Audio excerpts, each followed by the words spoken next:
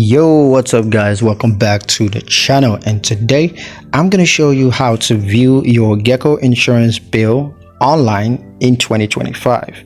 Alright, this is going to be a quick video. We're not going to waste too much time on this topic at all. Just going to give you guys a very quick step-by-step guide on how to get this done. So let's jump into it. Now, the first thing you're going to do is to log into your Geico account. You could choose to log in the Geico account online, or you could do so on the mobile app. Now, once you're logged into your account, you just want to go ahead and click on billing. So go ahead and click on billing and then select view bill. Next, you want to view your bill and any payment due dates. You can just check that. You can also make payments online, or you could just set up automatic payments so you don't have to miss any due payments in the future.